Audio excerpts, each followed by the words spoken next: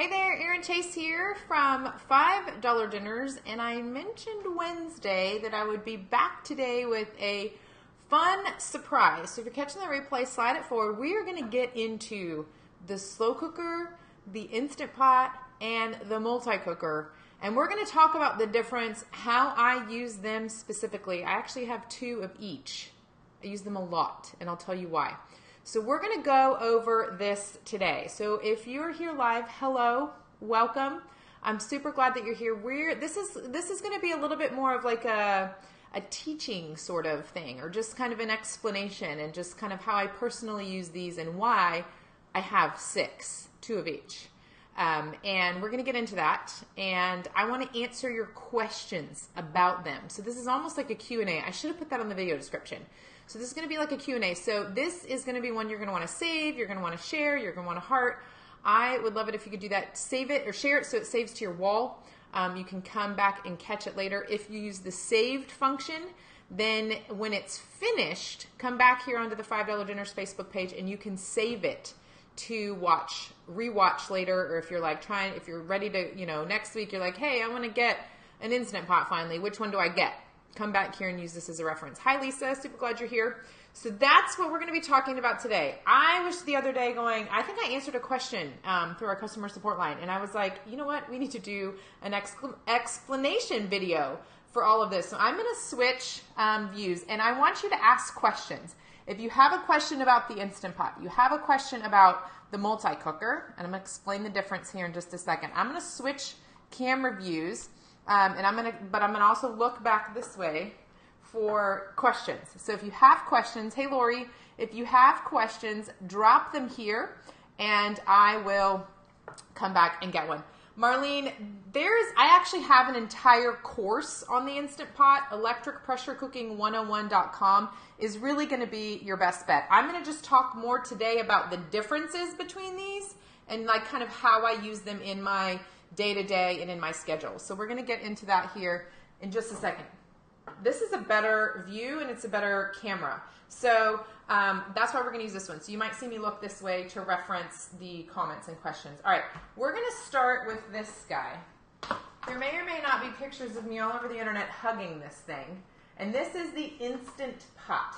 The Instant Pot is a brand name for an electric pressure cooker. There are lots of other electric pressure cookers on the market, and the Instant Pot is the most well-known one, and it's also one that's catching a lot of flack. And I want to clarify something real quick. I posted about this the other day on the Facebook page, but you've seen on the news and you've seen like the recalls for the Instant Pot. It is not this. You can use this. This one is fine. It's actually the Instant Pot's multi-cooker that is causing the melting and the burning underneath of the base. So this is an electric pressure cooker. This cooks fast, and this cooks well. The one thing I love about the electric pressure cooker is the way that it infuses flavor. The way that the way that the heat and the pressure cooks food, so it does really well, kind of melting and marrying and mingling all the different flavors for whatever it is that you're cooking. And so that's what I love about this. I love that it's fast. It's not always faster. I'm just going to put that out there. You can come at me with whatever you want, but it is not always faster. And here's why. Because it takes time for food to come to pressure and then cook. So in some cases, it's just fast. It's like time-wise faster to cook it on the stovetop or even to bake it, depending on what it is. But what it's great for, and I think why it's kind of taken over, is that it's very hands-off. So you stick everything in there, and then you cook it, right? And there's different ways you can like saute and then pressure cook, or you can like pressure cook and then add and keep it on warm and like thicken up sauces with cornstarch. You can use it in different ways. Lots of one-pot dinner options. We have lots of recipes on $5 Dinners as well. But you can check out, there's a link here on the video with like which Instant Pot is right for you. There's lots of different factors. So be sure to check that one out. But the electric pressure cooker, how I use it is typically, I'm just going to keep it real here, typically when I forget to start the slow cooker in the morning. I can then make an Instant Pot, a freezer to slow cooker meal, or just put whatever ingredients I was going to put into the slow cooker. I could put into the Instant Pot later in the day, and then I don't have to worry about, it's very hands-off. In the same way that the slow cooker is very hands-off. You stick things in. Slow cooker typically at the beginning of the day, it takes care of dinner for you. Well, the Instant Pot is when, if I get home like 4:30 or 5 from the office and I'm like, oh, I totally meant to start the slow cooker this morning. Whoops. I have all the ingredients. I just put them in here and it cooks it faster, if that makes sense. Does that make sense? All right, holler if you have any questions. Hi, Barbara. Hi, Christy. Glad that y'all are here. This is like something that I've been thinking about a lot because especially with multi-cooker, we have this new appliance. And do you need one? Do you need a multi-cooker? And I would say no, unless you're in the market for a new slow cooker, if that makes sense. And I'll tell you why in a second. All right, here's the slow cooker. This is my favorite brand. This is the Crock-Pot brand, my favorite one because it's affordable and it cooks really well. I cannot tell you, not quite daily, certainly weekly, several times a week, we get emails from people, oh, my chicken dried out, or this meal that you told me to make was horrible. And I'm like, tell me about your slow cooker. Typically a slow cooker meal. And it's old, it has the knob, it overcooks, it runs hot. It dries out food, and that's because, in my personal opinion, when it comes to small kitchen appliances like this, you get what you pay for, okay? So if you got, and actually I didn't really even share some of these deals this last Black Friday because you get what you pay for. Deals are a little bit different. Black Friday deals are a little bit different, but like the free slow cooker, don't even bother because it's going to ruin your food and it's going to end up costing you money. So this slow cooker ranges anywhere between $55 and $65 on Amazon. It cooks really well. It doesn't run hot. It doesn't run dry. It cooks well and it's affordable. So that's why I'm sharing this one in particular with you. So the slow cooker, I use mine, start a meal at the beginning of the day, just like a slow cooker. There's a little bit you can do, like you could add pasta at the end and let it cook through in the last 30 minutes. You could swirl in cornstarch to thicken up a sauce. There's a little bit of functionality, but I think the slow cooker's main job and how I use it is freeze a meal right into the slow cooker, usually frozen still, and cook on low. As long as you cook the frozen meal on low for 8 hours, you've got a great option for dinner when you get home from your busy, crazy day. I make a slow cooker meal, typically a freezer to slow cooker meal, sometimes just a regular slow cooker meal, every single Monday. And the reason that I do that is because our schedule, I am not home in my typical time block that I would be home cooking dinner. I generally home 4:45, 5:30 every afternoon, and that's when I can get dinner prepped and ready to go. But every single Monday, that cannot happen. Just because of an appointment that I have with one of the kids in the medical center. So I need the slow cooker to take care of dinner for me on Mondays so that when we all get home from the appointment or before they go to another appointment, like it's Monday's madness. And so I have we just spoon dinner right out of the slow cooker on Mondays. So that's how I personally use mine. I, on occasion, will do an Instant Pot meal on Mondays, but I have such a short window of time that I literally come home, drop stuff, and leave. It would be really tricky for me to try and squeeze that into that time schedule. All right, questions. Stephen. Yes, I noticed my spices lose all flavor in my pressure. That's interesting. I have found the opposite. I find that the pressure cooker does a great job of infusing those flavors. So I'm wondering what spices you're using. Maybe you could clarify. Hey, Jenny. Any other questions? Drop them here. This is Q&A time. I should have put Q&A on the video. So we've talked about the Instant Pot, the electric pressure cooker. We have talked about the slow cooker. So the slow cooker has one job, slow cook, or keep food warm, right? If you're using like a dip or like a spinach artichoke dip, keep it warm, keep it soft. The Instant Pot has several different cooking functions. Electric pressure cooking is the one I use mostly. I will use saute. If I'm going to use the slow cooker function, I prefer to use my slow cooker, just because I know it well, I know how it cooks, and it's a little bit different. A little different. And so I prefer my slow cooker. I don't generally use the slow cook function on the electric pressure cooker. Should we talk about the multi-cooker? Should we? Heart me? Like me? Love it? I think we should. So let's talk about the electric pressure, or the multi-cooker. What is a multi-cooker? A multi-cooker is kind of one of the latest. An air fryer would be the other one. Kind of taking the market by storm. The most popular brand is Ninja. The Ninja 3-in-1, the Ninja 4-in-1. The 3-in-1s are kind of going out. Now they're 4-in-1, and this is the Auto IQ. So this is basically like, it's being marketed as, and it works as, an appliance that will literally it's smart enough to cook dinner for you. And it has this particular model is the Auto IQ, and it has these preset functions. It does come with the cookbook, so you can kind of learn which preset functions work. But I would say using those preset kind of functions, those Auto IQ functions, you need to be a semi-experienced home chef. Like if you're brand new, I would just if you're brand new to cooking, or you're brand new to slow cooking, or brand new to multi-cooker, you might want to just get the 4-in-1. But if you kind of are adept in the kitchen and you're confident, then go ahead and get the Auto IQ, and then study the cookbook that comes with it, because there's certain like settings that cook foods. You literally, it's the drop and go, and let this, warm up as it's supposed to warm up and cool down as it's supposed to cool down to cook that particular food perfectly, whether it's quinoa or oatmeal or like ground beef and chicken and whatnot. So,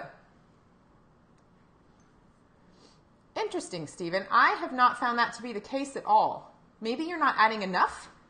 I'm not sure. Hi, Mickey. Glad you're here. Back to this guy. This is the multi-cooker. This is a 4-in-1 Auto IQ from Ninja.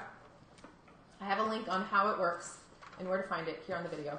So this is the Auto IQ, like I was saying. It has these kind of preset, like for, I can't remember them off the top of my head, but like for oatmeal, you would do Auto IQ 3. And so there's these different like specific numbers for specific recipes, but you don't have to use that. If that's intimidating to you, which is why I said if you're new in the kitchen or you're new to small kitchen appliances and you're not super adept, then skip this part. You can just use the functions that are over here. And so this one has slow cook, high and low. So this can function as a slow cooker. So you could just skip a slow cooker altogether, or if you're in the market for a new slow cooker, I would upgrade to this guy, if that makes sense. Because in this you can also bake, dry and wet, and you can sort of saute, simmer, stovetop style, right? And you can steam. So if you wanted to steam asparagus. So this has some of the same cooking functions that the electric pressure cooker has. The electric pressure cooker also will steam. It also has kind of that saute stovetop mode. It will keep like a chili bubbling, if you will. And so these are both very similar in the fact that they have different cooking functions. Here's the main difference. This one does not have an electric pressure cooking function. So if for whatever reason you're scared about the electric pressure cooker, which you shouldn't be, this would be the next best option, because it has that, you can brown the ground beef. Here's why I love this. It's one pot style, right? So you brown the ground beef on stovetop mode right here, right? If you need to drain it, you can. If you use a lean meat, you won't need to drain it. And then you switch it to slow cooker mode. So instead of browning ground beef in a skillet and then, draining it off if you need to, and then adding the browned ground beef into your slow cooker, you skip that step, right? So this is kind of like you can use, let me pick it up again, sorry. You can use the different functions with the same meal, is what I'm trying to say. So I think the easiest, most popular one would be like browning ground beef, right? If you wanted to get some of that extra flavor from browning pork chops or browning chicken and then slow cooking something, or browning it on like the stovetop high, and then turning it down to stovetop low with whatever other sauce. Like I'm thinking like pork chops. You can get them nice and browned with some oil in the pork chops, and then you could pour over like a cream cheese sauce or a cream of mushroom sauce, and then just simmer it on the low option. And you can adjust the temperature. So you can adjust it down to simmer. I'm going to drop a little before. You can adjust the temperature with a dial. And so you can bring it way down to a low bubble and a low simmer, just like you would with the dial on your stovetop. You can bring it up or down depending on what you're making. So if you want that kind of extra flavor from browning a meat and then adding in some sauce, just deepens that flavor a little bit, that's a great option as well. Let's see. Kendra, I think the crock pot, Mickey, it's not scary. The Auto IQ part, if you're not familiar with cooking with small kitchen appliances, the Auto IQ, I would just say skip it. But again, if you are adept, go ahead and get this Auto IQ version, because it is very handy. And I'm even teaching my boys how to, especially like oatmeal, like put the oatmeal in. They know how to measure it. They know the ratio, and they just tap the, I think it's 3. I can't remember off the top of my head. But there's a little booklet that it comes with. So it's not terribly hard, but you do have to spend a little bit more time learning those preset auto IQ settings, if you will. I hope that makes sense. Kendra, I believe the Crock-Pot Express, are you talking about the Crock-Pot brand of the electric pressure cooker? I think that's what you mean by that. I think. So that would basically be another version of this, but it's the Crock-Pot brand. Am I right in answering that question? It would basically be similar. I don't have one. I have not used one myself, but it would be similar to the Instant Pot version of the electric pressure cooker that has the other cooking functions, I believe. Clarify that if you need to. Any other questions? This is your chance. Q&A style. Crystal, hi. How are you? This is, are you asking about the Ninja size? I think you're asking about the Ninja, Crystal. Let me know. Sorry, I want to make sure I answer correctly. So the Crock-Pot Express, Kendra, is going to be just like the Instant Pot with the different cooking functions. I personally have not used one. I believe they're more affordable, and I would say to go right ahead. When I typically, when I am purchasing appliances like this, I typically go with the brand name. So like the Crock-Pot. And it's my own personal, like just my experience in using these different ones and using the cheaper ones or the off-brand ones. And I think it's because these guys spend so much time researching and actually so much time cooking food and making sure that it's all calibrated correctly. That's just my personal opinion. So Crock-Pot is a well-trusted brand, and I think their electric pressure cooker would be worth purchasing, especially if it's a little bit more inexpensive. And we haven't seen a great deal on the Instant Pot in a while, so I actually check every single day because I haven't seen one in a while. So I'm hoping that there's going to be one soon.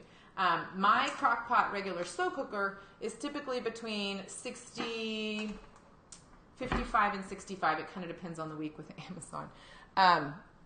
Okay, so Crystal is asking, is this multi-cooker big enough? This is the 6-quart. This is the same size. So this guy and this guy are both 6 quarts. I don't believe there is a larger version of the Ninja. I could be wrong about that unless they have one out that I haven't seen in the last couple weeks. Replace the traditional pressure cooker with an electric. Oh yeah, when you get back, 100%. So you're talking about the stovetop one versus this one? Yes, you are going to want to get an 8-quart Instant Pot. So she's got, Crystal's my friend. She's got, is it 5 on 1 on the way or 6? I can't remember. All these kitties. I can't even keep track of my own kids. I call them the wrong name all the time. Okay, so this is a 6-quart. Would you like me to get my 8? I should show you my 8-quart. I'm going to get it. Hang on.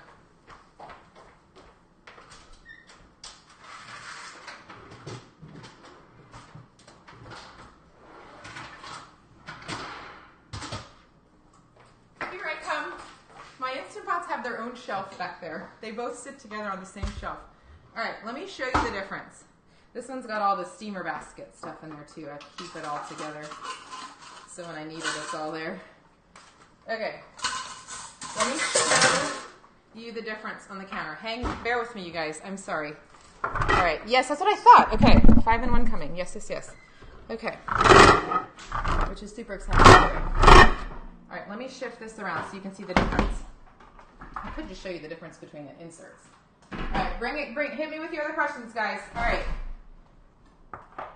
The thing with the valve, or the top part fell off. Hang tight, bear with me, I'm gonna move this. Oh, party foul. All right, hang on and I'll show you the difference. Hang on, hang on. We have the baby and the mama.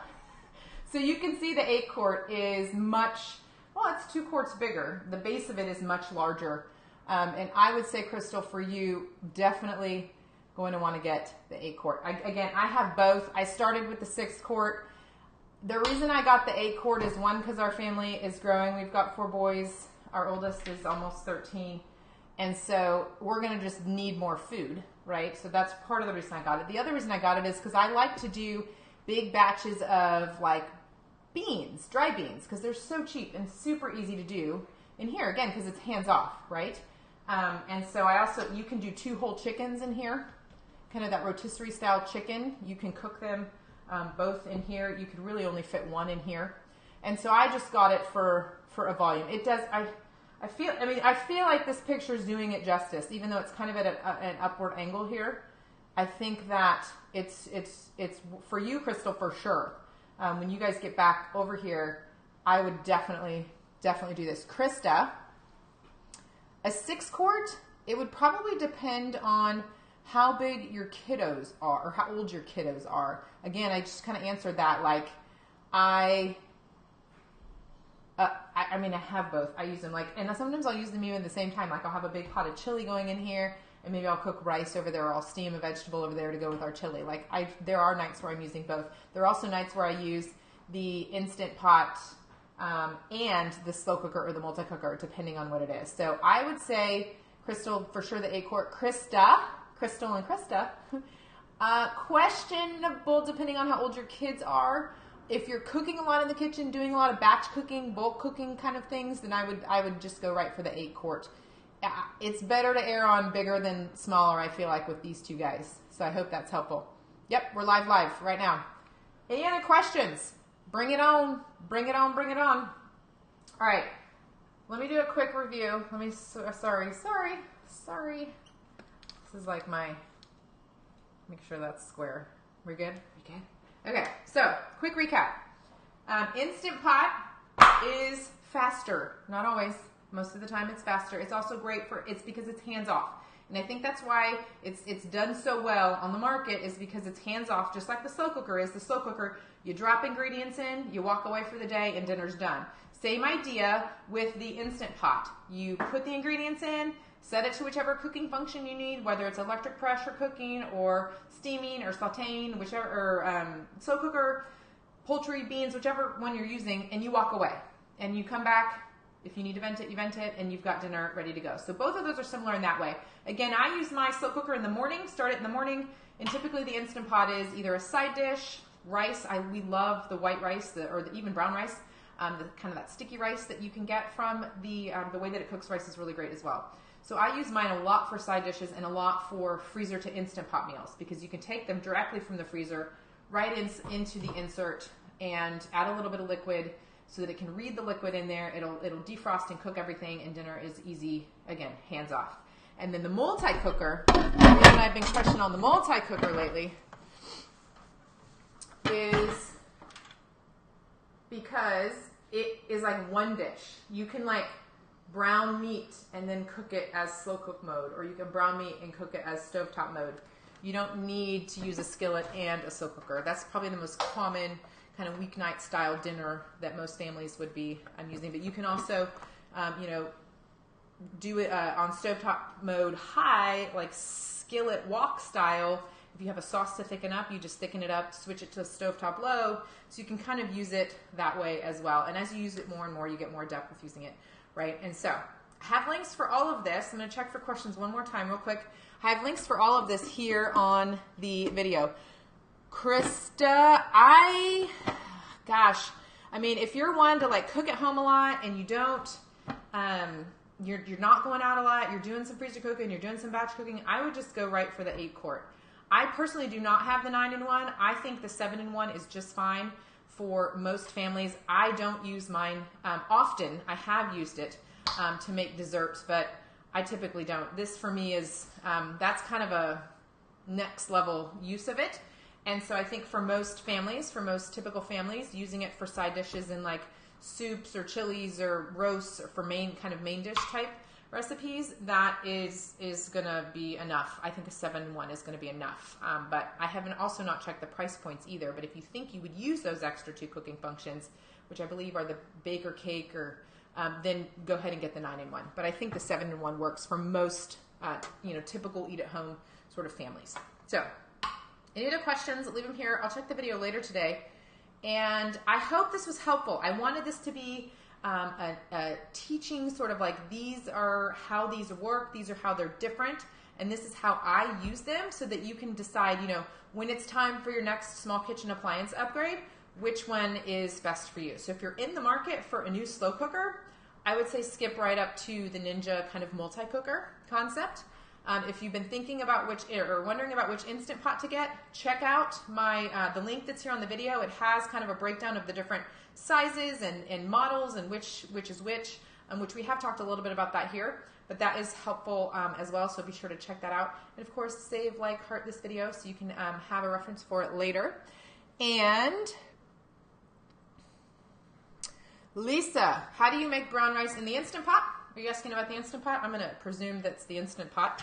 So I do mine 16 minutes. So you're going to want to do the following. You need to rinse it first. So get a colander, one of these kinds, so that the rice doesn't fall through. This is dirty, I just used it, sorry. I'm going to show you. You're going to want to rinse it. Rice, both white and brown, is going to have some starchy residue on it, and you're going to want to rinse it. That could be why part of it's happening. It also could be because you're not adding enough liquid, or your particular model needs a little bit more than some of the recommended recipes. Okay, good. So brown rice is 1 to 1 to 1 1/4 liquid ratio. So 1 cup of rice, 1 cup of liquid, 1 cup of rice, 1 cup and a quarter. So you might want to err on the 1 cup and a quarter. So if you're using 2 cups, do 2.5 cups of liquid. Water, rinse it well. Like, rinse it well and add it to the insert wet. That's totally fine. You don't have to wait for it to dry. Add it in there wet. Do that ratio. You might want to swirl in a little olive oil, or even melt butter on saute mode before you add the rice, the wet rice in there, the rinsed off wet rice. That could be an option to kind of help keep it from browning, but it's probably happening because you just don't have enough liquid in there for whichever, I mean, there's factors here, right? Like what's the type of rice? Did you rinse it? What's the model? Is your appliance overcooking for some reason, which it shouldn't be if it's an Instant Pot. They're pretty well calibrated. So I hope that's helpful. Let me know if that's helpful. If not, we can kind of explore other options. But I'm pretty sure that you probably just want to touch more liquid and probably add a little bit of some sort of a fat, oil, or butter to the bottom before you add it in there, just to give it a little bit of a coating. And maybe reduce the cooking time. Maybe for whatever reason you can bring the cooking time down by a minute or two, and that will still work for you. Okay, hope that's helpful. This is what I know. Slow cooker, Instant Pot, multi-cooker. I hope this was helpful. We will see you Sunday. 5-minute meal show. I will see you then.